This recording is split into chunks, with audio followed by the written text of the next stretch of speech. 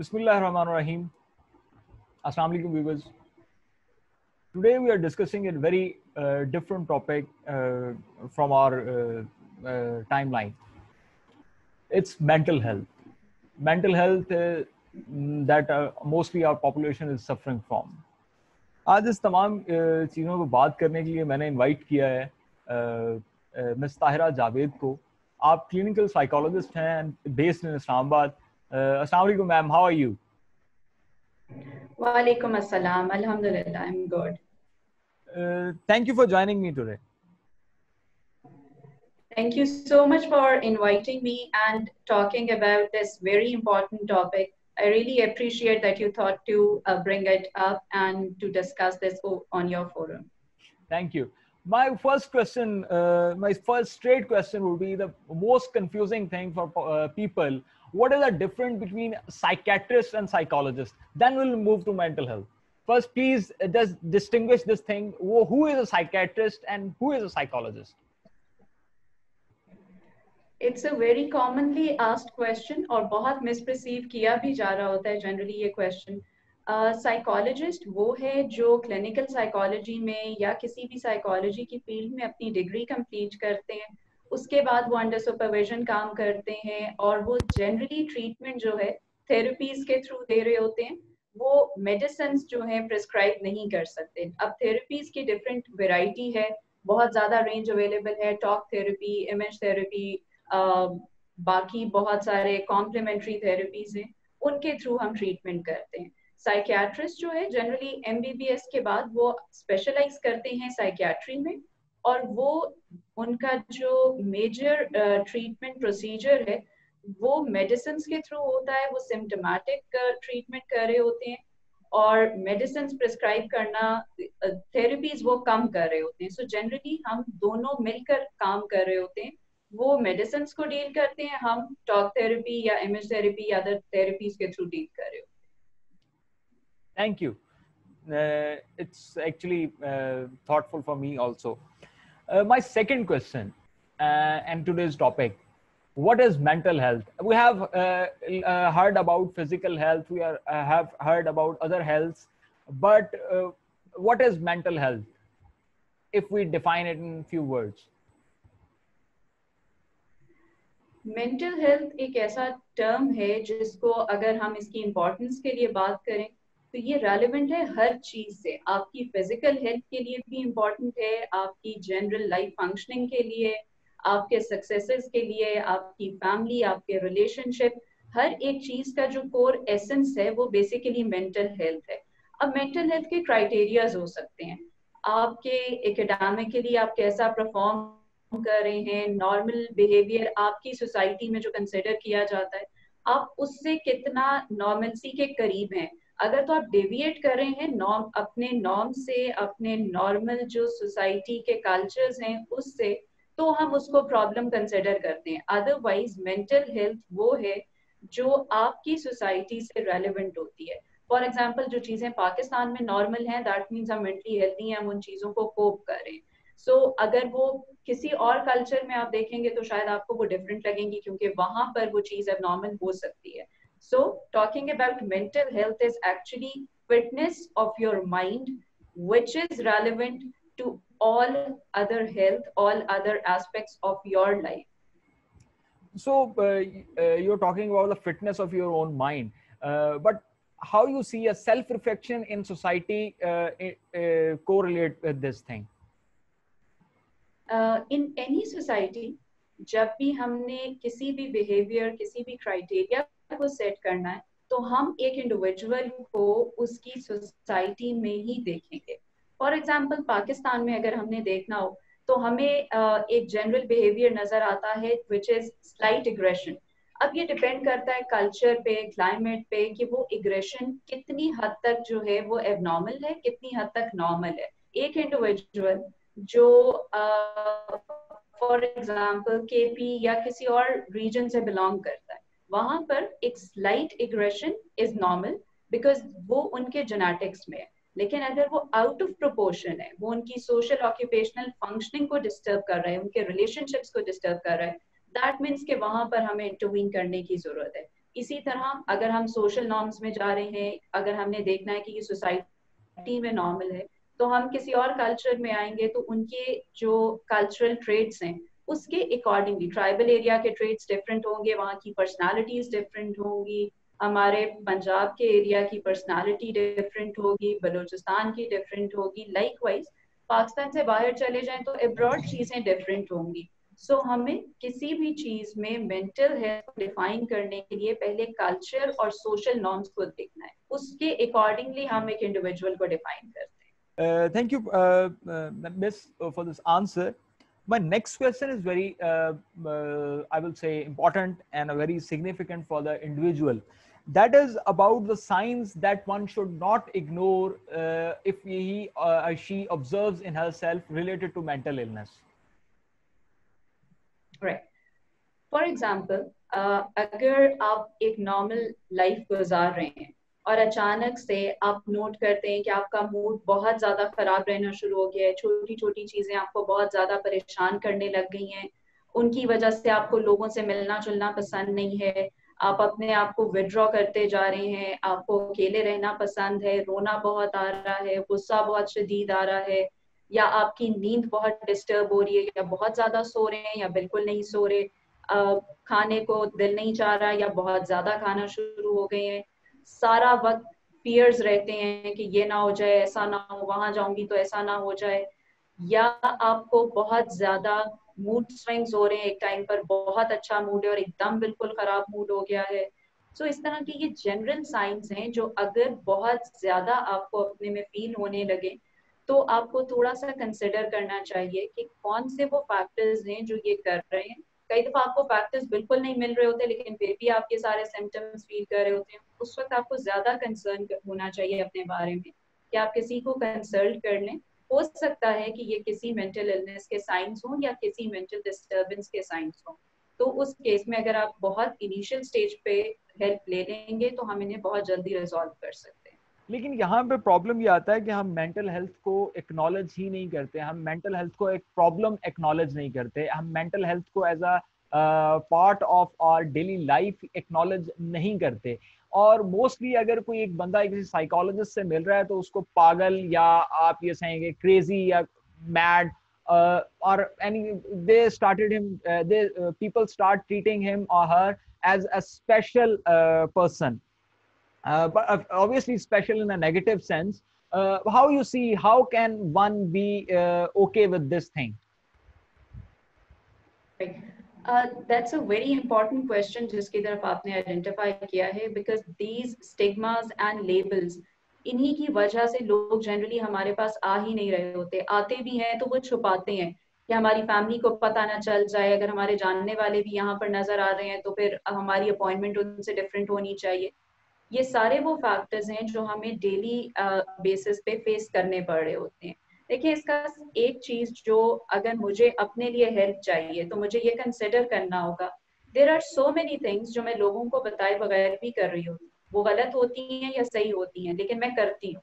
वो बहुत सारे स्टूडेंट्स हैं जो पेरेंट्स को बताए बगैर बहुत सारे चीजों में पार्टिसिपेट कर रहे होते हैं।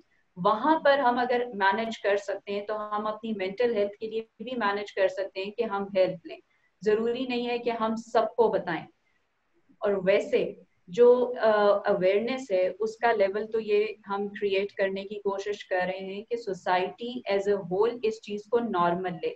देखिए अगर कोई बीमार है, किसी का हाथ टूट जाता है तो वो ऑर्थोपेडिक के पास जाएगा, वो किसी ना किसी सर्जन के पास जाएगा उसे फिक्स कराने, लेकिन हम उसको लेबल नहीं करते। अगर एक को किसी को आईसाइट का इशू है, वो अगर किसी आई स्पेशलिस्ट के पास जा रहा है तो हम उसको लेबल करके हर वक्त उसे अंधे के नाम से नहीं बुलाते, which definitely is a good thing कि हम नहीं करते। लेकिन यही चीज हमें मेंटल इलनेसेस के लिए भी करनी चाहिए क्योंकि मेंटल इलनेस आपकी हर चीज को अफेक्ट करती है।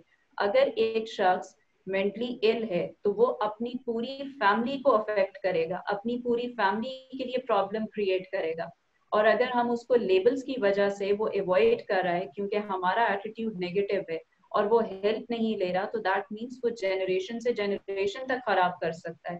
सो इसकी इम्पोर्टेंस जो है उसको हमें अंडरस्टैंड करना है अपने इर्द गिर्द के लोगों के लिए भी और अपने लिए भी, क्योंकि अगर मैं अपनी मेंटल हेल्थ को फोकस नहीं करूंगी तो मैं अच्छा काम नहीं कर पाऊंगी। अगर अच्छा काम नहीं करूंगी तो मैं अपनी फैमिली का ख्याल नहीं रख सकूंगी, मैं हर वक्त परेशान रहूंगी, तो मेरी फिजिकल हेल्थ भी खराब होना शुरू हो जाएगी, जिसके लिए हमें हेल्प लेनी पड़ती है। फिजिकल हेल्थ के लिए उस वक्त जाऊंगी तो तब भी मुझे वो साइकेट्रिस्ट के भेज देगा या साइकोलॉजिस्ट के भेजेगा। सो बेहतर है कि हम शुरू में ही कंसल्ट करें। और एक चीज, बहुत सारी ऐसी प्रॉब्लम्स होती हैं जो मेंटल इलनेस नहीं होती लेकिन सिम्टम होता है। सो उस केस में हम काउंसलिंग कर देते हैं, बहुत जल्दी वो ठीक हो जाती हैं।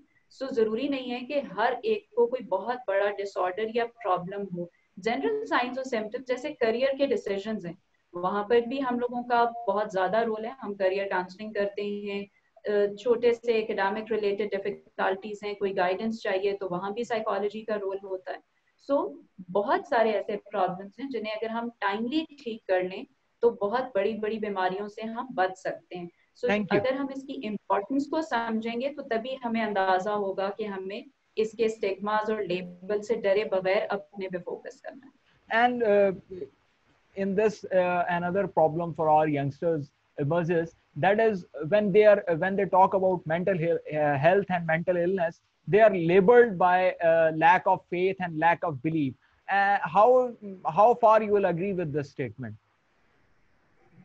देखिए ये एक ऐसी चीज है, लैक ऑफ बिलीफ कह लें, lack of power, will power कह लें। जनरली जब बच्चे जाके अपने पेरेंट्स को बताते हैं तो वहां पर जो सबसे पहला रिस्पॉन्स आता है, हम तो ऐसे नहीं होते थे, तुम नमाजें पढ़ लो।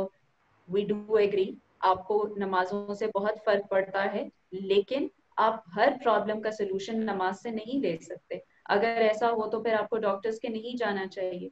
इसी तरह वो कहेंगे तुम्हारे अंदर विल पावर की कमी है, तुम्हारे अंदर अगर विल पावर हो तो तुम ठीक कर सकते हो, तुम्हें खुद एतमादी होनी चाहिए, खुद से सब कुछ ठीक करना होता है। अगेन आई वुड से, अगर खुद से ही सब कुछ ठीक हो सके तो फिर तो डॉक्टर्स या किसी भी चीज की जरूरत नहीं है, फिर तो बच्चे को पढ़ भी खुद ही लेना चाहिए, उसको इलाज भी अपने सारे खुद ही कर लेने चाहिए।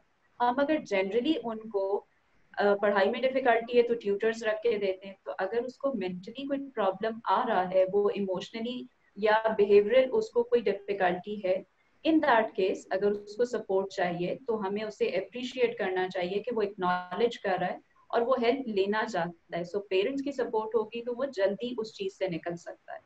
Thank you. And my last question, but the most important one, is about this pandemic. This pandemic has hit our society quite hard. People have lost their jobs. Children are not going to school. Everybody is, you can say, locked in a lockdown situation. Everything is from home going on, and this political instability, political uncertainty and economic instability, how these both things will affect our social behavior in post pandemic and post COVID-19 times. How you see this thing?